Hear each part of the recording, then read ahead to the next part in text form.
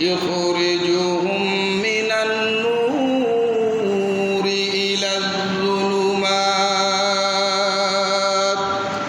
أولئك أصحاب النار هم فيها خالدون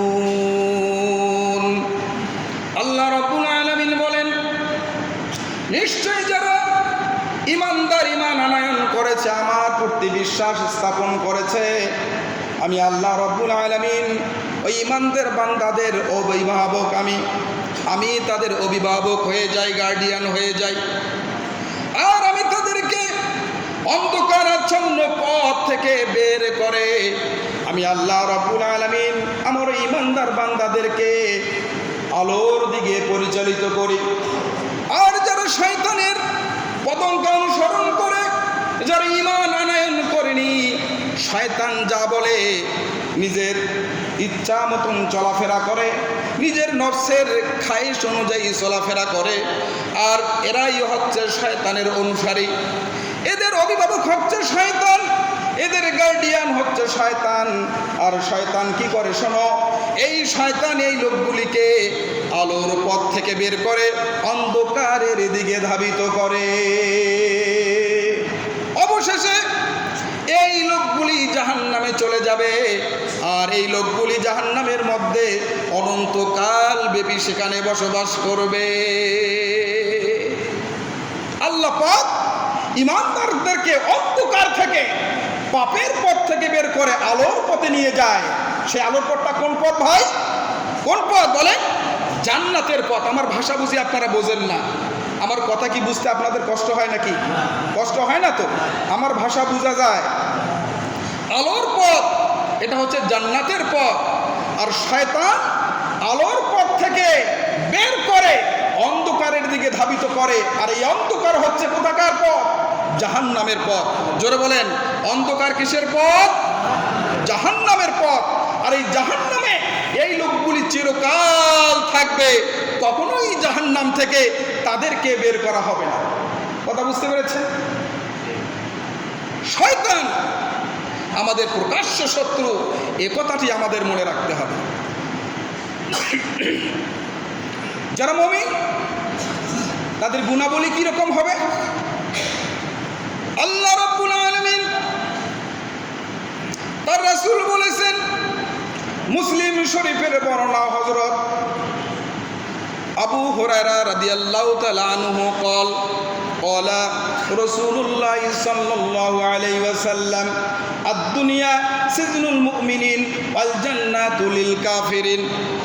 আল্লাহ পাকের নবী বলেন, হযরত আবু হুরায়রা রাদিয়াল্লাহু তাআলা থেকে হাদিস খানা বর্ণিত, তিনি বলেছেন, আল্লাহর নবী বলেন, এই দুনিয়াটা হচ্ছে যারা মুমিন বান্দা হবে, যারা মুত্তাকি হবে, যারা খোদাভীরু হবে, যারা জান্নাতে যেতে চায়, এই আশা আকাঙ্ক্ষা যে বুকের মধ্যে লালন করে, সে কখনো নিজের ইচ্ছা মতো চলাফেরা করবে না। মন চায় সিনেমা দেখি, জাহান্নামের ভয় সে সিনেমা দেখবে না।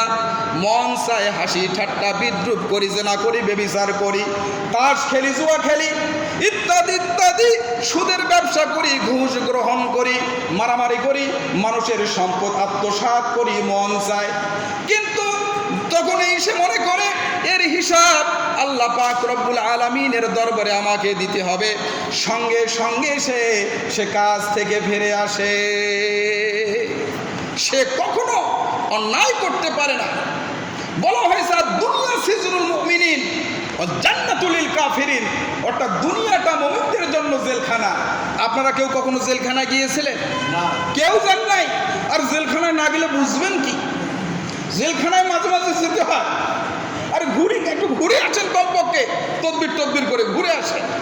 আপনি যখন জেলখানায় যাবেন, আপনি হয়তো বলেন, হুজুর জেল খাটছেন নাকি? জেল খাটবো না, সত্য কথা বলবেন, হকের ওপরে থাকবেন, ইসলামের কথা বলবেন। জেল জরিমানা মুমিনের পায়ের জুতোর সমতুল্য। জোরে বলেন ঠিক কিনা? আপনি হক কথা বলবেন। আল্লাহ রাসূল হক কথা বলেছেন। হক কথা বলার কারণে তার মাথার উপরে উটের পচা নারী ঘুরি পড়েছিল। কি বলেন? আমরাও ইমাম, আমরা কথা বলি, আমাদের মাথার উপরে এসি, ফ্যান, কি বলেন? এই যে হক কথা বলি না, হুজুর খুব ভালো মানুষ, এত সুন্দর সুন্দর কথা কয়, হুজুরের মতন হুজুরেই হয় না। কি বলেন? ওই যে সুদের কথা কয় না, ঘুষের কথা কয় না, সভাপতির বউ পর্দায় থাকে না, সেগুলো কয় না। কি বলেন? এই জন্য হুজুর খুব ভালো।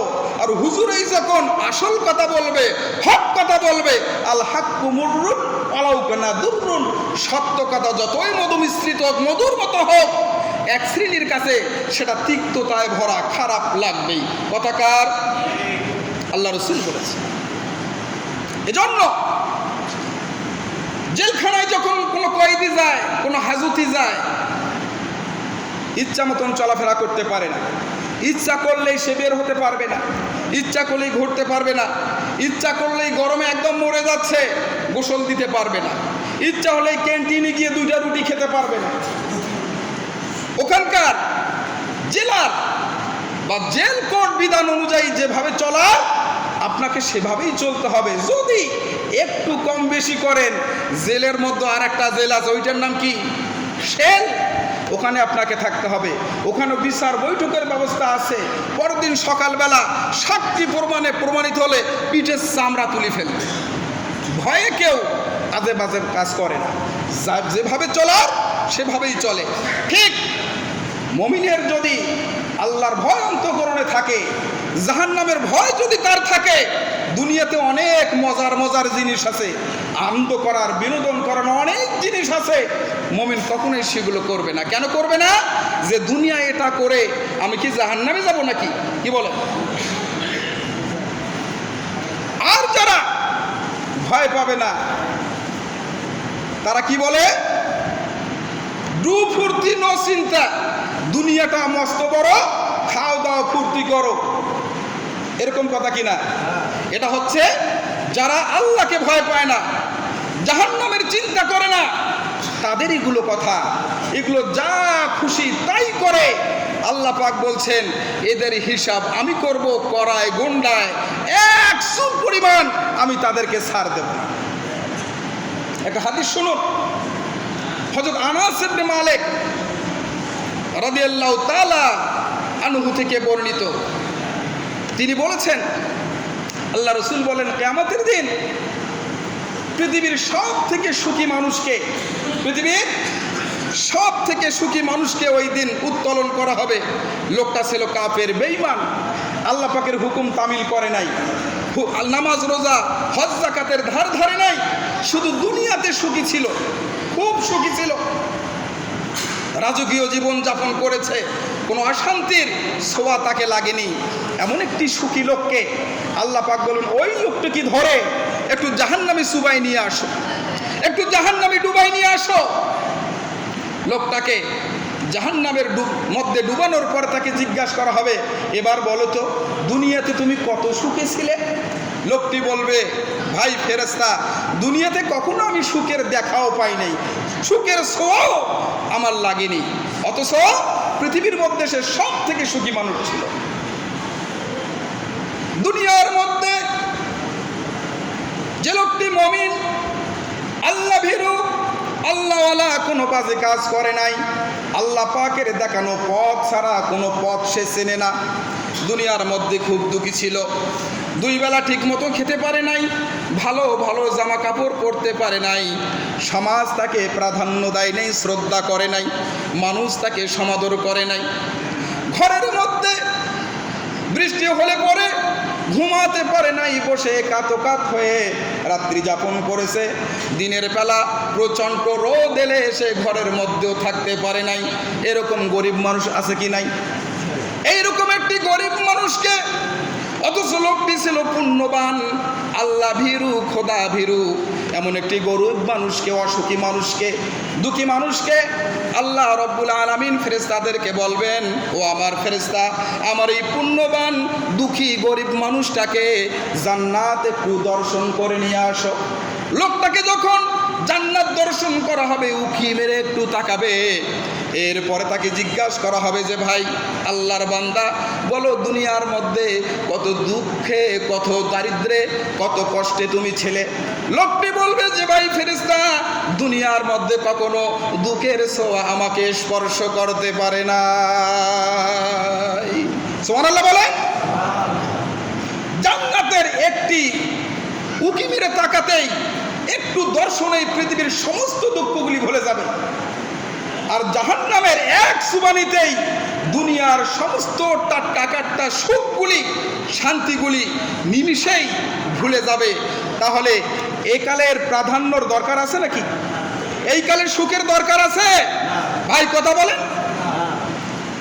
এজন্য আমি প্রায় বলি, মুমিনের দুনিয়ার সফলতা কিন্তু বিফলতা এটা কোনো মানদণ্ড হতে পারে না। দুনিয়ার সফলতা কিংবা বিফলতা এটা মুমিনের কখনো মানদণ্ডের সফলতা হতে পারে না। আপনি তখনই সফল হবেন যখন আখিরাতের জীবন আপনার সাফল্যময় হবে, আখিরাতের জীবনে আপনি কামিয়াব হবেন, সফল হবেন। ওটাই হচ্ছে মুমিনের কি আসল কামিয়াবি। বলেন সুবহানাল্লাহ।